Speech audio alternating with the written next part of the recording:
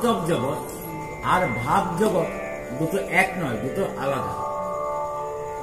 এই জগতে 100র মধ্যে 99 জন মানুষ ভাব জগৎ। ভাব জগৎ মানে যেখানে বিশ্বাস আছে, বিচার নাই। কি আছে? যেখানে বিশ্বাস আছে, বিচার নাই। আপনার পায়ের তলায় একটা সাপ পড়ে আছে, আমাকে আপনারা ভালোবাসেন, বিশ্বাস করেন। এবার আমি বললাম, মা গো তোমার পায়ের তলায় একটা দড়ি পড়ে আছে, তুমি পা দাও। তুমি কি করবে? আমাকে যদি বিশ্বাস করো তাহলে পা দেবে। পা দিলেই বলো হরি হরি বল। আমার বাবার ক্ষমতা নাই তোমাকে বাঁচাবো, আমাকে তুমি বিশ্বাস করেছ, সাথে তোমায় কাটলো, সে নমস্কার। এটা হচ্ছে বিশ্বাস। আবার বললাম, মাগো সাপ পড়ে আছে, তুমি পা দড়ি পড়ে আছে, তুমি পা দাও। তুমি কি করলে? তুমি তোমার মধ্যে বিচার আছে, সেই বিচারে চোখ দিয়ে দেখলে যেটা সাপ না দড়ি। তুমি দেখলে সাপ, তুমি পা দিলে?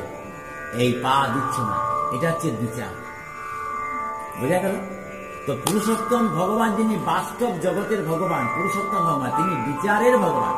তিনি প্রতিটা মানুষকে বলে বিচার করেন, বিচার করে যেটা সত্য সেটা তুমি গ্রহণ করো, হলো। আর ভাব জগতের যিনি ভগবান, তিনি কি বলছেন? যে বিচার করো না, আমাকে বিশ্বাস করো। আমাকে বিশ্বাস করলেই তোমার সব। কেউ করবে জগৎ? কিন্তু আমরা সবাই পুরুষোত্তম ভগবানের কেউ ডাকি না, বিচার করি না। আমরা ভাব জগতের ভগবানকে, আগের দিনে আমি বলেছি মায়া ভগবান, বলেছি না? সবাই কিন্তু মায়া ভগবানের মন্দিরে গিয়ে মাথা খুঁটি।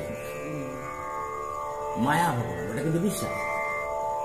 এবার আপনি করেছেন, আপনার বাবা মা করেছে, তাই তো? আপনার দাদু করেছে, আপনি করছেন, আপনার মেয়েরা, ছেলে মেয়েরা করবে, এটা করে এসেছে। মায়া ভগবানের পূজা করে এসেছে, তা আপনি বন্ধ করতে পারবেন? পারবেন? এটা আমি আগে আলোচনা করেছি। পুরুষোত্তমকে ভালোবাসবেন নাকি মায়া ভগবানকে ভালোবাসবেন, এটা কোনটা করবেন? তাহলে আমরা পড়ে গেছি খুব গন্ডগোলে। কেন না? আমরা অনেক দেব দেবীর পুজো করি। এই যে অনেক দেব দেবীর পুজো করি, এগুলি সবই মায়ার ভগবানের সৃষ্টি। পরিষ্কার? কোনো চিন্তা নেই। কেউ যদি কোনো প্রশ্ন করে আমার সামনে নিয়ে আসবে, অলওয়েজ আই এম রেডি, কোনো ভয় নেই। আপনি বাবা শিবের পূজা করুন, দুর্গার পূজা করুন, কালী পূজা করুন, মনসা পূজা করুন, চণ্ডী পূজা করুন, ধর্মরাজ পূজা করুন, যাই পূজা করুন, এগুলি সবই হচ্ছে মায়ার ভগবান।